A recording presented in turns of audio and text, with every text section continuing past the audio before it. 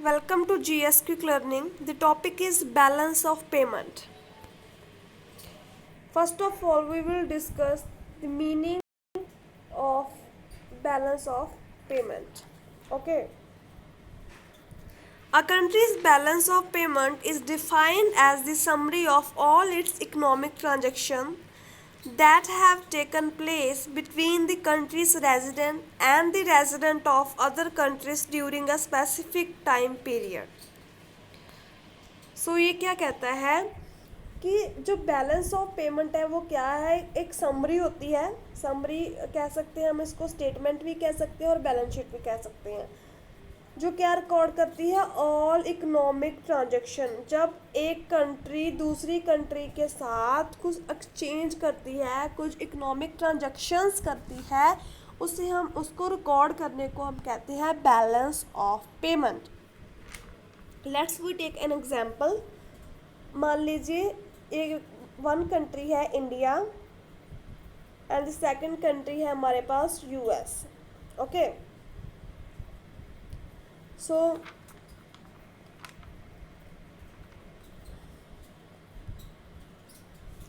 जो इंडिया है वो यूएस के साथ एक्सपोर्ट करती है, कुछ चीज़ें उसको प्रोवाइड करती है, एक्सपोर्ट करती है, और उनसे कुछ चीज़ें जो हैं वो क्या करती है, इंपोर्ट करती है। सो इंडिया ने क्या किया, कुछ एक्सपोर्ट किया और कुछ इंपोर्ट किया। सो इस सब ट्रांजैक्शन को रिकॉर्ड करने के लिए जो हम यूज़ करते हैं उसे हम कहते हैं balance of payment. Clear? So balance of payment क्या होता है, एक बैलेंस शीट है जिसमें हम जब वन कंट्री अनदर कंट्री के साथ क्या करती है, ट्रेड करती है, एक्सचेंज करती है और इकोनॉमिक ट्रांजैक्शंस करती है, उसे हम रिकॉर्ड करते हैं, उसे हम कहते हैं balance of payment. Clear?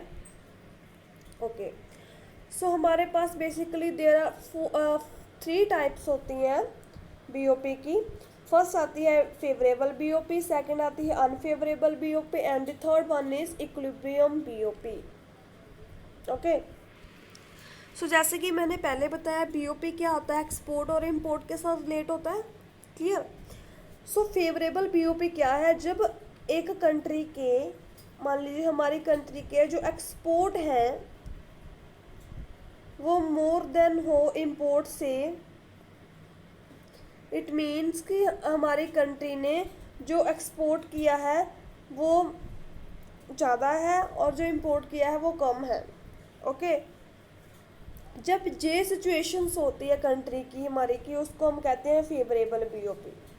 Because जब कंट्री कुछ एक्सपोर्ट करती है तो हमारे प्रोडक्ट जो है एक्सपोर्ट किए जाते हैं अनदर कंट्री को, और उसके बदले में हम कंसिडरेशन में क्या मिलता है, हमें करेंसी, उस कंट्री की करेंसी जो हमारे पास आती है। हमारी कंट्री का जो रेवेन्यू होता है, जो रिसीट्स होती हैं वो इंक्रीज होती हैं। ओके, सो इससे हमें कहते हैं इसको favourable balance of payment. Second हमारे पास आता है अनफेवरेबल बैलेंस ऑफ पेमेंट। ये क्या होगा, जो फेवरेबल बैलेंस ऑफ पेमेंट का रिवर्स होगा, जिसमें जो कंट्री के इंपोर्ट होते हैं वो मोर देन होते हैं किससे, एक्सपोर्ट से। ऑब्वियस सी बात है, इसमें हमने क्या किया, इंपोर्ट्स जो है वो ज़्यादा किए। इंपोर्ट्स जब ज़्यादा होते हैं तो कंट्री क्या करती है, जो पेमेंट्स है दूसरी कंट्री को ज़्यादा करती है। सो इससे हमारे जो खर्चे हैं वो बढ़ते हैं और जो इनकम्स है वो कम होती हैं। So that's why it is unfavourable BOP. Clear? Okay, and the third one is equilibrium BOP. Equilibrium BOP क्या होता है, जब कंट्री के एक्सपोर्ट और इंपोर्ट इक्वल हों उसे हम कहते हैं equilibrium BOP. Clear? Okay, so next हमारे पास आता है बीओपी आइटम्स।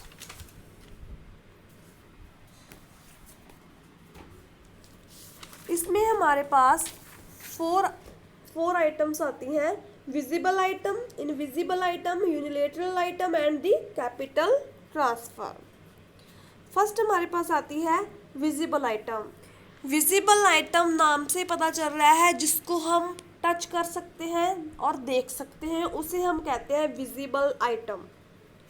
ओके, जो आइटम जो जिस आइटम को हम क्या कर सकते हैं, देख सकते हैं, ओके, टच कर सकते, जैसे गुड्स हो गया, इसे हम कहते हैं visible item. For example machinery. Okay, और फिर अदर फिजिकल आइटम, इसे हम बैलेंस ऑफ ट्रेड भी कहते हैं, वो मैं आगे समझाऊंगी नेक्स्ट स्लाइड में। And the second one is invisible. Invisible item those item which we can't see and touch, जिस आइटम्स को हम ना तो देख सकते हैं और ना ही टच कर सकते हैं, उसको हम कहते हैं invisible item. Invisible item. Okay, for example services, जैसे इंश्योरेंस हो गया, बैंकिंग हो गया, एजुकेशंस हो गया, हेल्थ हो गया। ओके, इसके साथ रिलेटेड आइटम को हम कहते हैं इनविजिबल आइटम्स, और इसको हम सर्विसेज कहते हैं। And the third one is unilateral item. ये क्या होती है? यूनिलेटरल आइटम, जब एक कंट्री दूसरी कंट्री को कुछ प्रोवाइड करती है बट उसके बदले में उनसे कुछ नहीं लेती, उसको हम कहते हैं यूनिलेटरल आइटम। जब there is no any consideration, जब वन कंट्री अनदर कंट्री को कुछ एक्सपोर्ट करती है बस, बट उसके बदले में उससे कोई भी पेमेंट रिसीव नहीं करती, उसको हम कहते हैं यूनिलेटरल आइटम।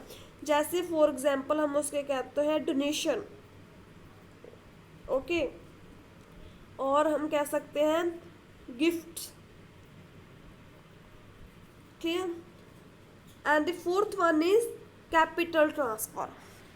कैपिटल ट्रांसफ़र होता है कि जब एक कंट्री दूसरी कंट्री को कुछ एक्सपोर्ट करती है बट उसके साथ साथ जो कंट्री है, एक्सपोर्ट करने वाली कंट्री है, उसकी एसेट और लाइबिलिटी पर कुछ अफेक्ट पड़ता है, वो चेंज होती है, उसको हम कहते हैं कैपिटल ट्रांसफ़र।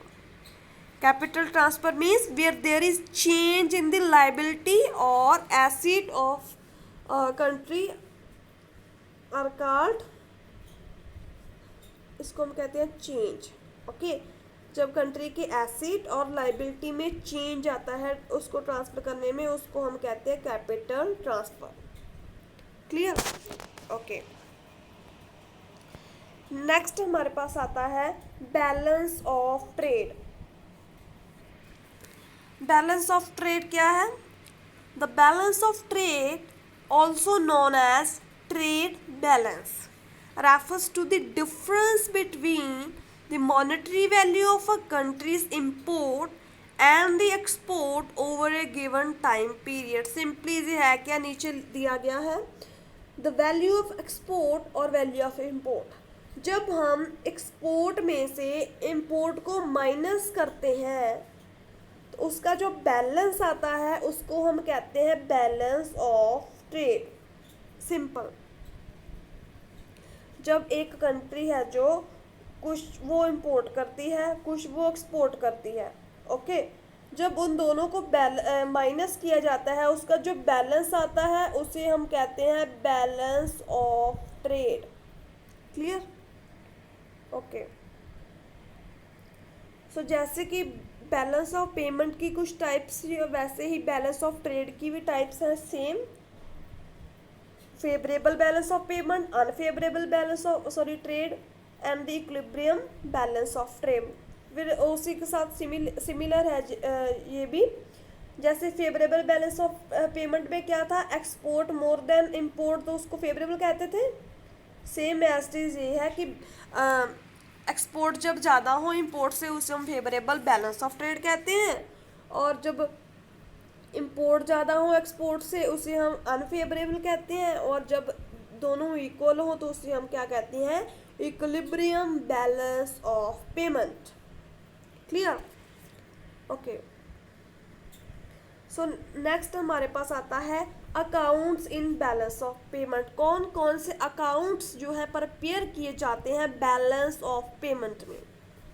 ओके, फर्स्ट हमारे पास आता है current balance account and the second is capital account. जैसे कि मैंने आपको पहले ही बताया था कि हमारे पास 4 टाइप की जो आइटम्स होती हैं बैलेंस ऑफ पेमेंट में। देखिए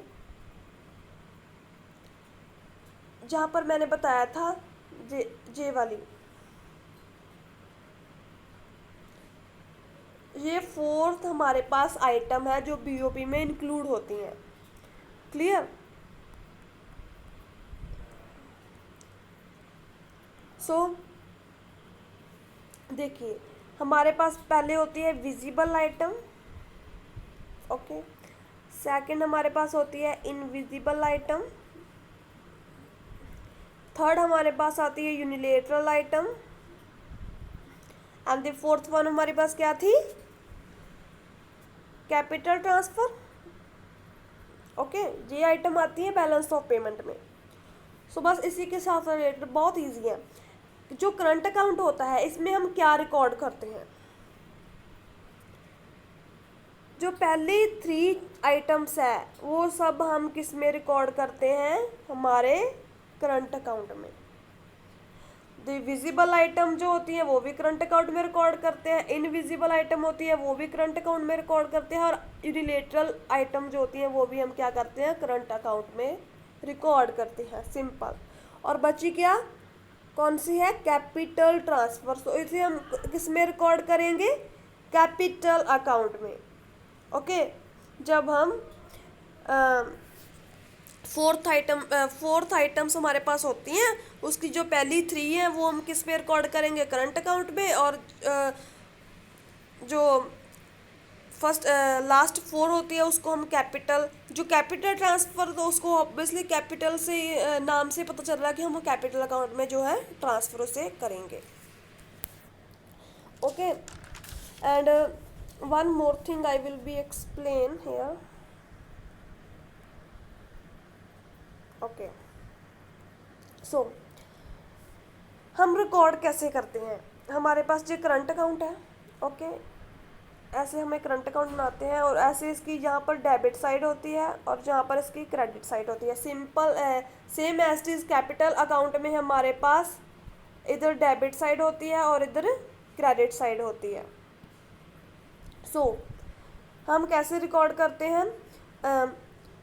जो भी मैंने क्या कहा था, करंट अकाउंट में क्या क्या इंक्लूड होता है? Visible item, invisible item and unilateral item. यही क्या था मैंने? ओके, मान लीजिए विजिबल आइटम में हमें क्या हुआ?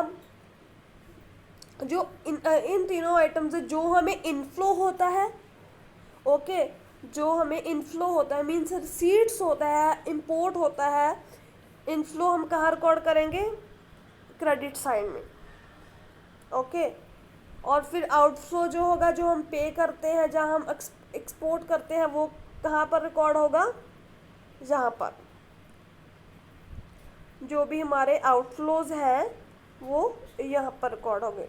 सिमिलर एज जहाँ पर भी होगा कैपिटल अकाउंट में, जहाँ मैंने कैपिटल ट्रांसफ़र की बात की थी, इसमें जो भी हम इनफ्लो करते हैं वो क्रेडिट साइड रिकॉर्ड होगा और जो आउटफ्लो है वो हमारा डेबिट साइड रिकॉर्ड होगा। So clear? ओके, तो जो आगे हमारे पास types of disequilibrium and the causes of disequilibrium I will be explain in the next video. So thank you so much.